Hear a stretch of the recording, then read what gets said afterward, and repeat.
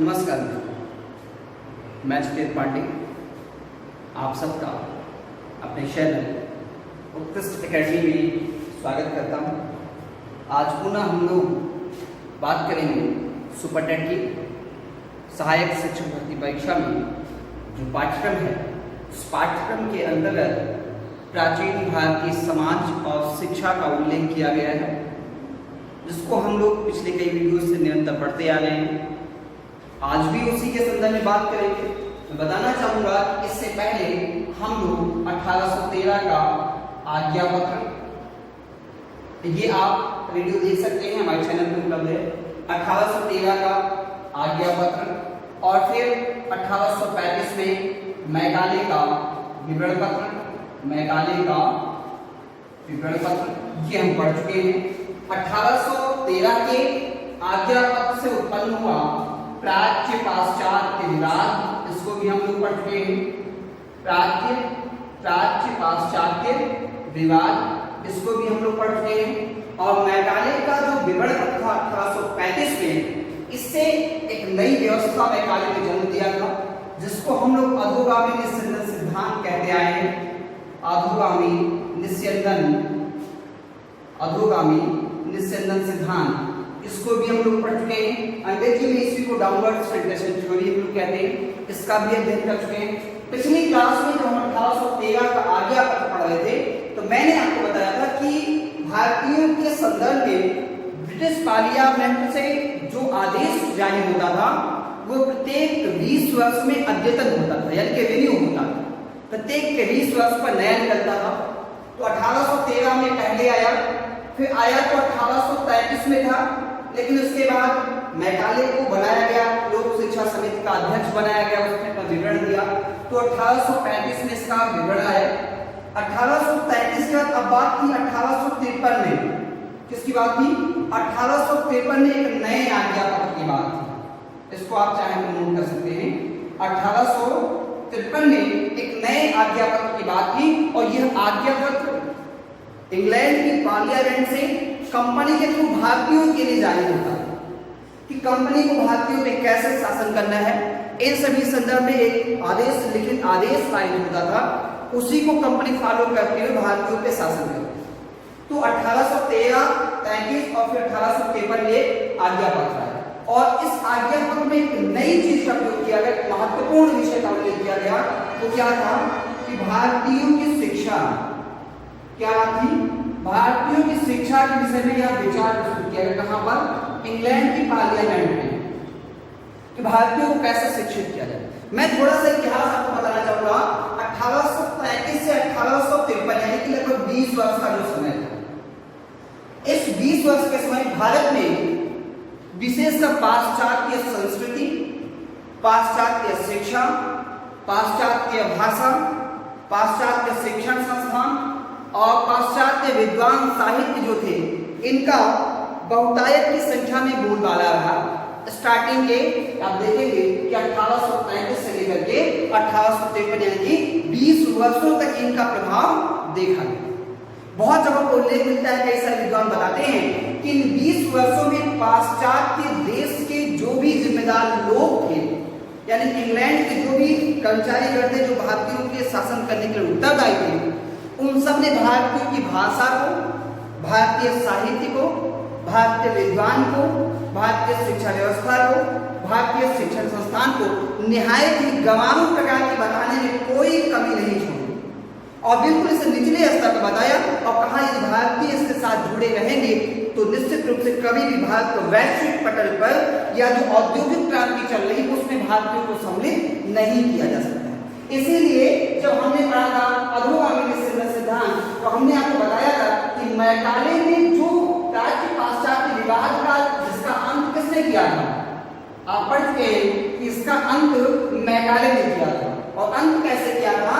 उसने अपना जो विवरण दिया था वो पाश्चात्य के संदर्भ में दिया, यानी कि वेस्टर्न कल्चर की बात कर ले, या कहीं की पाश्चात्य संस्कृत सभ्यता की बात कर लें, या पाश्चात्य भाषा के संदर्भ में इसने अपने सुझाव दिए थे। तो यहाँ 33 से 53 तक 20 वर्षों तक पाश्चात्य चीजों का भारतीय प्रभाव बहुत अधिक था।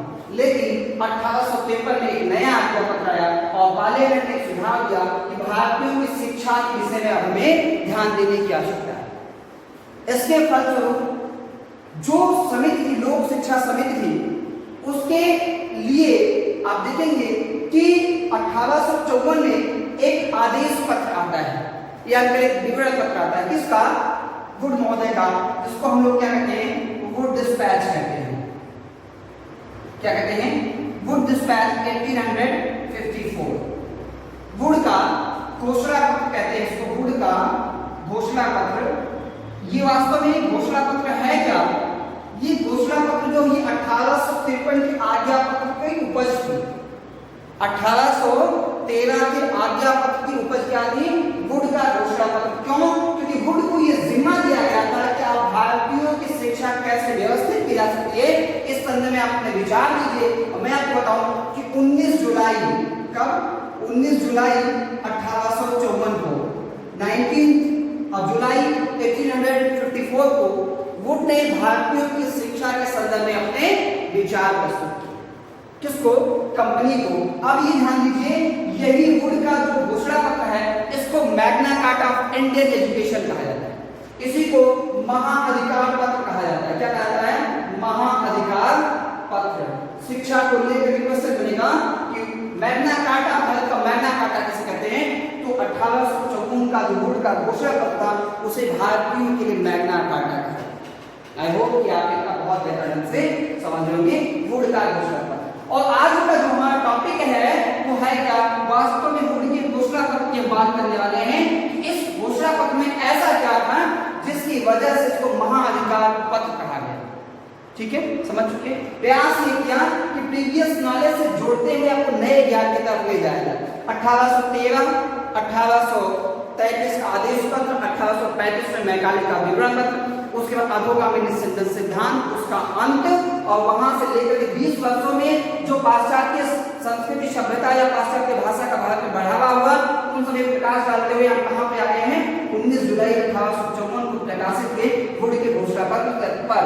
और आज का यही टॉपिक नोट कर लीजिएगा, इसी को महाअधिकार पत्र कहा जाता है, Magna carta of Indian education कहा जाता है। ठीक, चलिए आगे बढ़ते हैं और चर्चा करेंगे आप केवल और केवल वुड डिस्पैच के विषय में। ठीक है, इसके विषय में क्वेश्चंस भी आपसे अंदर पूछता रहूंगा। देखिए एक्चुअली मैं स्पष्ट कर दूं, अगर विषय वस्तु आपके लिए प्रस्तुत की जाती है, आप उसको देखते हैं, तो आपको उसे कहने में कोई संकोच नहीं होना चाहिए कि आप उसके साथ जुड़े हुए हैं। एक लाइक करके उस पर कमेंट लिखना कि हाँ सर हमने देखा, उसकी रेटिंग करना। अगर आपको नहीं समझ में आता है ना, तो आप कमियों को बिल्कुल स्पष्ट लिखिए नीचे पर। विश्वास कीजिए कि हमारे संस्थान की तरफ कभी किसी कमेंट नहीं डिलीट किया जाता है, चाहे वो हमारे संस्थान का विद्यार्थी हो, किसी अन्य संस्थान का विद्यार्थी हो, हमारे चैनल का व्यूअर हो या किसी अन्य चैनल का। जो भी आपके सकारात्मक नकारात्मक कमेंट आते हैं वो हमेशा उस वीडियो को बने रहे। तो आपको जो कुछ भी लगता है इस वीडियो के संदर्भ में, इस क्लास के संदर्भ में, आप अपने विचार दे सकते हैं। और फिर हम तो ये भी कह रहे हैं कि आप देखिए ना, आप लॉकडाउन के समय का सदुपयोग कीजिए। ऐसा नहीं है कि आज लॉकडाउन, आज क्लासेस नहीं चल रही तो फिर निकट भविष्य में कभी आपको पढ़ने पड़े की आवश्यकता नहीं पड़ेगी, ऐसा नहीं है। आपको आवश्यकता भी पड़ेगी, भर्तियां भी आएगी, और जो इस समय पर शिथिल पड़ जाएंगे, आने वाले समय में वही पीछे हो जाएंगे। आपको अपनी तैयारियों पर नया ध्यान देने का समय मिला है। बहुत सारे लोग ऐसे होंगे जो ऐसे बीच में अपना एक नया टारगेट सेट करेंगे, और जितना भी लॉकडाउन चल रहा है, बहुत सारे लोग तो ऐसी किताबें हैं जिसको जो कभी नहीं पढ़ने का समय मिलता था, उन किताबों को पढ़ रहे हैं। ऐसे ऐसे विषय वस्तु जिसको हमें लगता था कि समय नहीं मिल पाएगा, हम नहीं पढ़ पाएंगे, एक दिन में 10-10, 12 क्लास करके हम लोग नहीं पढ़ पाते थे, आज हम लोग भी उन किताबों को पढ़ रहे हैं। कहने का मतलब ये है, इस लॉकडाउन के समय में केवल इसको विषम परिस्थिति ना माने, आप एक प्रतियोगी छात्र हैं, ये अपने लिए सकारात्मक दिशा में भी सोचे कि आपका संस्थान, आप घर पे हैं, फ्री ऑफ कॉस्ट आपको ऐसी व्यवस्था देगा जहां आप अपनी तैयारी को जारी रख सकते हैं, और निकट भविष्य में जो भी चुनौतियां आएंगी, उन चुनौतियों का आप बेहतर ढंग से सामना कर सकते हैं, क्योंकि आपने तैयारी बढ़िया ढंग से। तो अपनी तैयारी को जारी रखें। चलिए फिलहाल आते हैं वुड डिस्पैच पे, हम कहां पर वुड डिस्पैच की बात करेंगे और ये जानने का प्रयास करेंगे कि वुड डिस्पैच 1854 इतना इंपॉर्टेंट क्यों है कि इसे भारत का क्या कहा जाता है, महाअधिकार पत्र कहा जाता है। सबसे पहला बिंदु जो मोस्ट इंपॉर्टेंट है इसमें क्या है, इसने क्या किया कि भारतीयों की शिक्षा के लिए उत्तरदायित्व का निर्धारण कर दिया। जैसे हम कहते हैं कि हम घर के बच्चे हैं ना, तो हमारी भरण पोषण का जिम्मा किसका है, माता पिता का, हमारे जो गार्जियन उनका जिम्मा है कि हम भूखे पेट ना सोएं। ऐसे ही भारतीयों की शिक्षा व्यवस्था कौन देखेगा, इसके लिए इस वुड डिस्पैच ने उत्तरदायित्व निर्धारित कर दिया। उत्तरदायित्व किसको दिया गया, ईस्ट इंडिया कंपनी को। किसको दिया गया, ईस्ट इंडिया कंपनी को। अच्छा ये बताओ इसी को क्यों दिया गया, हमें क्यों नहीं दिया गया, आपको क्यों नहीं दिया गया? पहला तो ये कि हमारा आपका जन्म नहीं हुआ था। दूसरी बात ये कि उस समय भारत की जो शासन व्यवस्था कौन देता था, ईस्ट इंडिया कंपनी देती थी। तो भैया जब गार्जियन ये थे तो कौन देखेगा उत्तर, इसलिए वुड डिस्पैच ने भारतीयों की शिक्षा का उत्तरदायित्व किसको दे दिया, ईस्ट इंडिया को। और आदेश पत्र में एक पॉइंट लिखा गया कि जितने भी कार्य हम भारतीयों के लिए उचित मानते हैं उन सब में जो सर्वाधिक महत्वपूर्ण कार्य है या जो सर्वाधिक हमारा ध्यान अपनी ओर आकृष्ट करता है वो क्या है, वो भारतीयों की शिक्षा है। और इससे बड़ा पुनीत कार्य भारतीयों के लिए और कुछ भी नहीं हो सकता। ये वुड के घोषणा पत्र में ये बातें लिखी गई है। वुड डिस्पैच में इसका स्पष्ट उल्लेख किया गया है कि भारतीयों की शिक्षा के संदर्भ में अगर हम काम करते हैं तो इससे अधिक पुनीत कार्य और कुछ भी नहीं हो सकता। चलिए आगे बढ़ते हैं। अब देखते हैं बिंदु संख्या 2। हम लोगों ने वैदिक काल पढ़ा, बौद्ध काल पढ़ा, इस्लामी शिक्षा पढ़ा और 1813-33 से होते हुए हम लोग आ गए हैं 54 पे आ गए। सब में आपने देखो शिक्षा का उद्देश्य क्या, शिक्षा का उद्देश्य। अच्छा जो लोग देख पा रहे हैं इस वीडियो को जो देख रहे हैं उनसे मेरा एक प्रश्न है। प्रश्न क्या है कि आपको ऐसा लिखना वैदिक काल, क्या लिखना है, वैदिक काल, वैदिक काल लिखना है। फिर दूसरा आपको क्या लिखना है, बौद्ध काल। कमेंट बॉक्स में आपको ऐसे लिखना है, क्या लिखना है, वैदिक काल और बौद्ध काल। वैदिक काल में आप बताएंगे कि शिक्षा का मुख्य उद्देश्य क्या था। देखिए जब क्लास हुई थी तो हमने शिक्षा के मुख्य उद्देश्य और गौड़ उद्देश्य दोनों बताए थे। आपको क्या करना है, केवल मुख्य उद्देश्य बताना है। किसका, वैदिक कालीन शिक्षा का मुख्य उद्देश्य। आपको क्या बताना है, आपको बौद्ध कालीन शिक्षा का मुख्य उद्देश्य बताना है। ध्यान रखिए हम इस्लामी शिक्षा का नहीं पूछ रहे हैं, हमको वैदिक कालीन और बौद्ध कालीन शिक्षा का पूछ रहे हैं। तो ठीक इसी के आधार पर जब वुड डिस्पैच आई तो इसमें भी क्या किया गया, इसमें कहा गया कि शिक्षा का उद्देश्य निर्धारित कीजिए। ये बहुत महत्वपूर्ण बिंदु था। क्या उद्देश्य निर्धारित किया गया, सबसे पहले वुड डिस्पैच में कहा गया कि हम मानसिक विकास की सहायता से, किसकी सहायता से, मानसिक विकास की सहायता करके, मानसिक विकास करके किसका, भारतीयों का मानसिक विकास करके उनका हम चारित्रिक और नैतिक विकास करेंगे। क्या कहा गया, चारित्रिक विकास करेंगे और साथ ही साथ हम नैतिक विकास करेंगे। किसका, भारतीयों का, किसकी सहायता से, मानसिक विकास की सहायता से। यानी कि हम भारतीयों को पढ़ाएंगे और भारतीयों को पढ़ाएंगे तो उनका मानसिक विकास होगा और जब मानसिक विकास होगा तो उससे क्या होगा कि उनके चारित्रिक विकास होगा और नैतिक विकास होगा। दूसरा बिंदु क्या लिखा गया, कहा गया कि भारतीयों को शिक्षित करके हम इनमें भारत में भौतिक संसाधनों का विकास करें।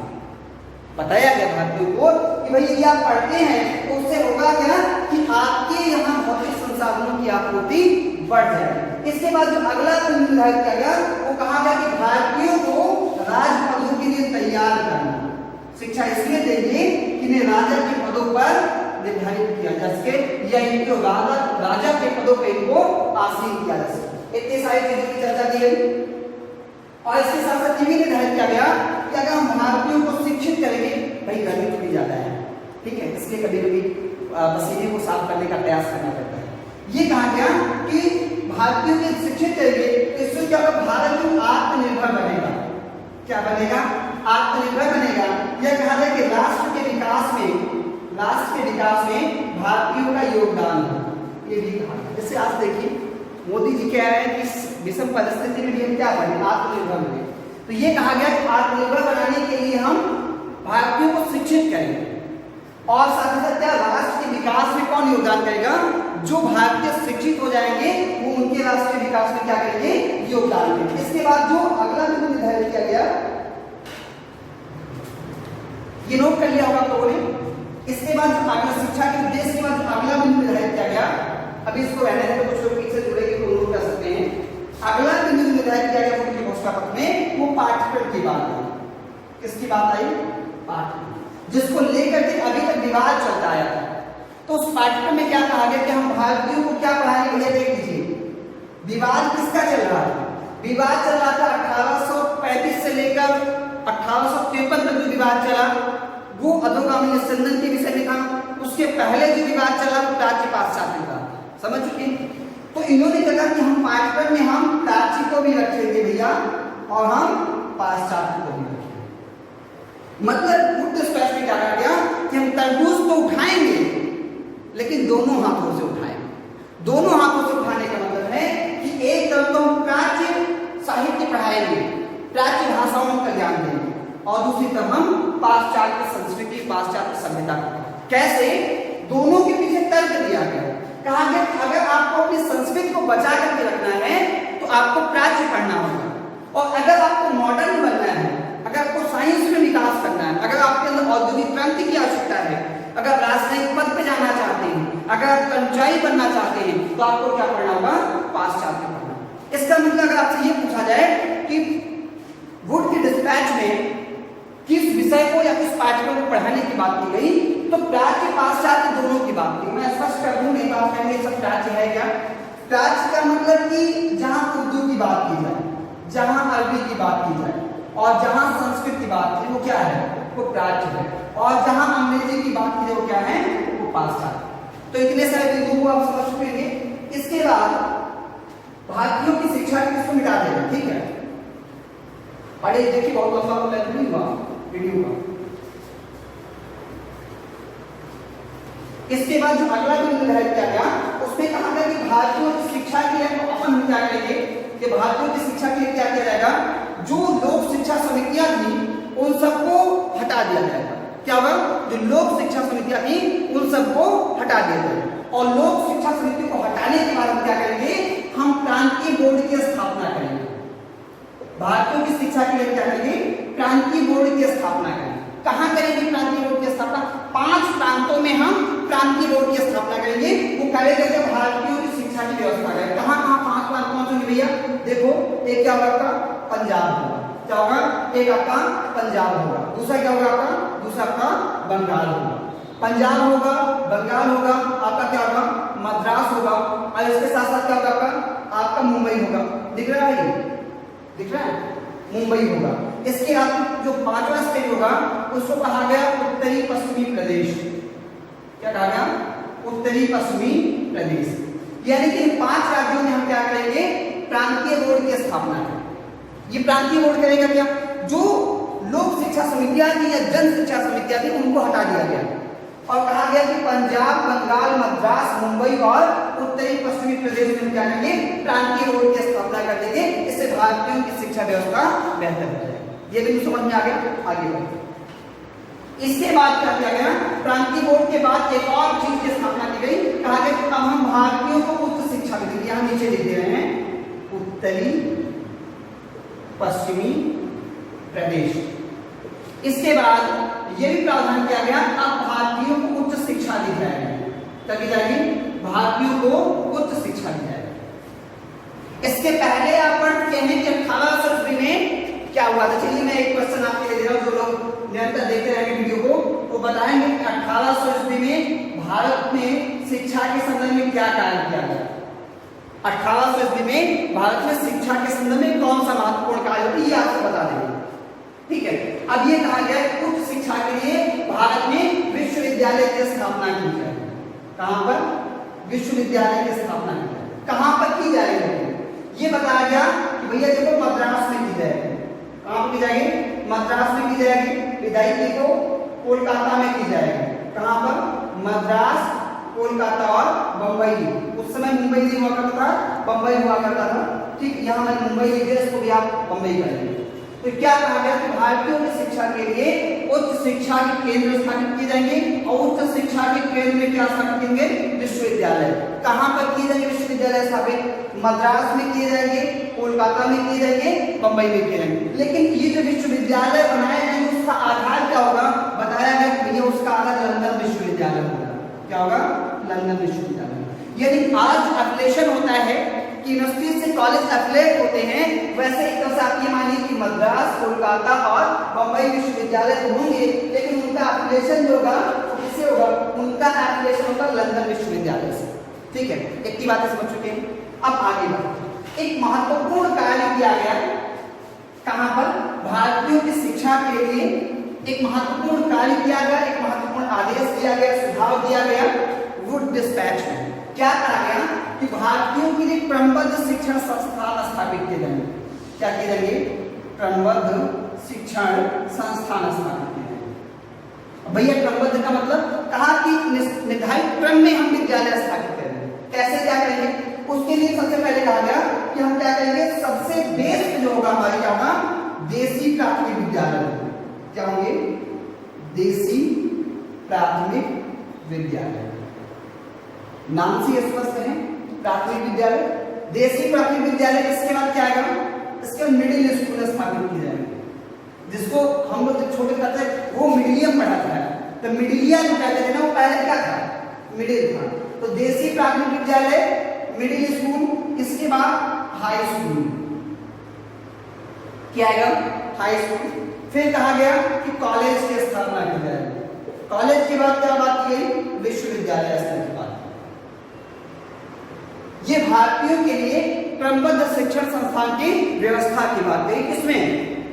क्रमबद्ध शिक्षण संस्थान की बात कही वुड डिस्पैच 1854 में, कि हम शिक्षण संस्थान लेवल बाय लेवल। पहले क्या था कि जैसे दिल जहां पाता था वो पढ़ लेता था, अब ऐसा नहीं। पहले कहां पढ़ेगा? देसी प्राथमिक विद्यालय, फिर मिडिल स्कूल में, उसके बाद हाई स्कूल लेवल, फिर कॉलेज लेवल और फिर विश्वविद्यालय। इतनी सारी चीजों की व्यवस्था आप देखेंगे कि वुड डिस्पैच में किया गया। इसके बाद कहा गया कि भारतीयों को जो हम अनुदान देंगे, भारतीयों को जो हम अनुदान देंगे उसके लिए क्या करेंगे? एक प्रणाली थी, सहायता अनुदान प्रणाली। क्या? सहायता अनुदान प्रणाली। किसका प्रयोग करेंगे अनुदान देने के लिए? कहा गया वो डिस्पैच में भारतीयों के सहायता अनुदान प्रणाली का प्रयोग करें। क्यों भाई इसका प्रयोग क्यों करेंगे? क्योंकि आपने देखा कि इसके पहले 1 लाख रुपए के लिए ही बवाल हुआ था। जो लाठी चली थी प्राची पाश्चात्य में, काहे लिए? 1 लाख रुपए के लिए चली थी। तो वुड डिस्पैच में कहा गया कोई बवाल नहीं चलेगा, बिल्कुल बवाल इसलिए नहीं चलेगा कि हम सहायता अनुदान प्रणाली का उपयोग करेंगे और इसके लिए छात्रवृत्ति देंगे, स्कॉलरशिप भी देंगे, और जो भी प्रकार की आवश्यकताएं हैं उन समस्त प्रकार की चीजों को देंगे, लेकिन कोई विवाद नहीं होना चाहिए। अब यहां से आगे बढ़ते हैं, अगला बिंदु नोट करते हैं। पहली बार आप देखेंगे कि 1854 के जो वुड डिस्पैच था इसमें ये उल्लेख किया गया कि हम क्या करेंगे? हम अध्यापक प्रशिक्षण की व्यवस्था करेंगे। क्या करेंगे? अध्यापक प्रशिक्षण की व्यवस्था की बात की गई। किसमें? Wood dispatch. ये कहा गया कि हम जो अध्यापक है उनको प्रशिक्षित करेंगे और इस प्रशिक्षण के दौरान उनको निर्धारित हम वेतन देंगे। ऐसा नहीं जैसे आज डीएलएड का प्रशिक्षण चलता है, बीएड का प्रशिक्षण चलता है, तो इस दौरान आपको कुछ दिया नहीं जाता है। लेकिन जब वुड डिस्पैच आया था तो उसमें कहा गया कि हम जो अध्यापकों को प्रशिक्षण देंगे उस प्रशिक्षण के दौरान उनको क्या देंगे? वेतन देंगे। इसकी बात की गई। और ये कहा गया कि अध्यापकों में कौशल का विकास करेंगे। शिक्षण से कौशल का विकास होता ही है, तो कहा है कौशल का विकास के लिए वेतन देंगे और उस प्रशिक्षण को हम लोग क्या करेंगे? रुचिकर बनाएंगे। जो प्रशिक्षण देंगे हम अध्यापकों को उसको क्या करेंगे? हम उसको रुचिकर बनाएंगे। तो इतनी सारी चीजों पर वुड डिस्पैच में बात किया गया है। इसके बाद भी बात किया गया और भी कई सारे बिंदु थे।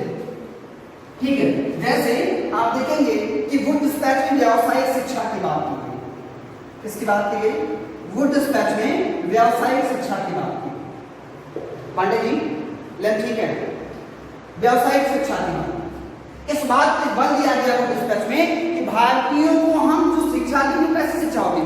व्यावसायिक शिक्षा होगी, जिससे वो क्या कर सके? वो अपनी आजीविका जीवन यापन आसानी से कर सके। देखिए बार बार इसलिए हम इसके विषय पूछते हैं, लंच के विषय, क्योंकि अपलोड करने में बहुत समस्या होती है। अच्छा अभी 24 मिनट्स की होगी, ठीक है। तो व्यावसायिक शिक्षा देंगे जिससे बाल, अभी कहा ना आत्मनिर्भर बनाने की बात की गई थी, क्या गया था? तो कह रहे हैं व्यावसायिक शिक्षा देंगे तो कहाँ होंगे? आपके लोग आत्मनिर्भर हो जाएंगे और भारत के विकास में योगदान देंगे। अब ऐसा हुआ कि नहीं, तो आगे हम लोग चर्चा करेंगे, क्योंकि जितनी भी चीजें योजनाएं आती हैं उन सबकी मेरिट और डिमेरिट होती है, मैं चर्चा करूंगा। लेकिन यहाँ व्यावसायिक शिक्षा के संदर्भ में वुड डिस्पैच में सबसे पहले बात किया। बात करें नारी शिक्षा यानी कि महिला शिक्षा, जिसको आप निरंतर से उपेक्षित देखते आए। यहाँ बात की गई नारी शिक्षा के विषय में, इन्होंने कहा कि हम इनको बढ़ा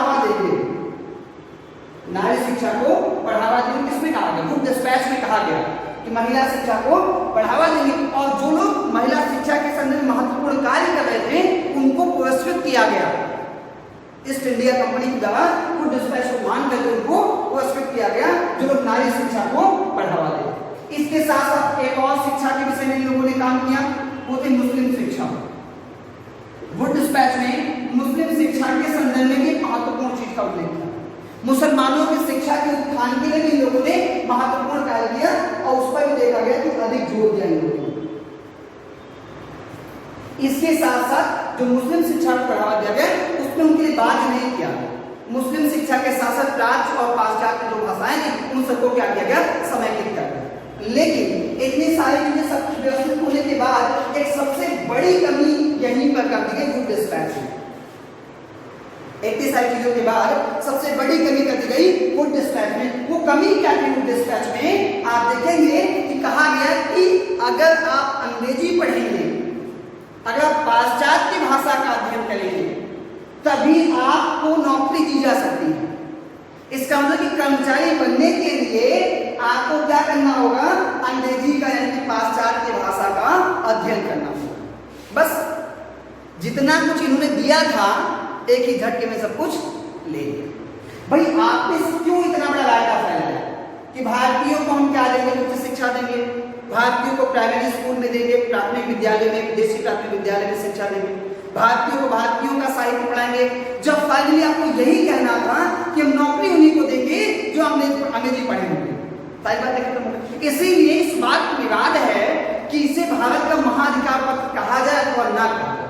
कुछ लोग तो ये मानते हैं कि इसे जो भारत का महाधिकार पत्र कहा जाता है ये महज एक छलावा है, इसके अतिरिक्त और कुछ भी नहीं है। क्योंकि सारी व्यवस्थाएं देने के बाद गुड डिस्पैच में इस बात को लिख दिया गया कि कर्मचारी वही बन सकता है जिसको अंग्रेजी का ज्ञान हो। और देखिए, अगर हम इनकी मेरिट और डिमेरिट की बात करें, यानी कि गुड डिस्पैच और गुड के दोष की बात करें, तो पहला सबसे पॉजिटिव देते, पहले क्वालिटीज को देते, मेरिट को देते हैं। पहला बिंदु ये कि यहाँ पर भारतीयों की शिक्षा के संदर्भ में सोचा गया गुड डिस्पैच में, पहला बिंदु तो यही है। दूसरा बिंदु आप देखेंगे कि यहाँ पर शिक्षा के स्पष्ट उद्देश्य निर्धारित किए गए, जो इससे पहले शिक्षा के उद्देश्य नहीं निर्धारित थे, वो गुड डिस्पैच में शिक्षा के उद्देश्यों का निर्धारण किया। आप देखेंगे कि गुड डिस्पैच में महिला शिक्षा को बढ़ावा देने की बात की, ये अच्छी चीज थी। गुड डिस्पैच में मुस्लिम शिक्षा की बात की गई, ये अच्छी चीज थी।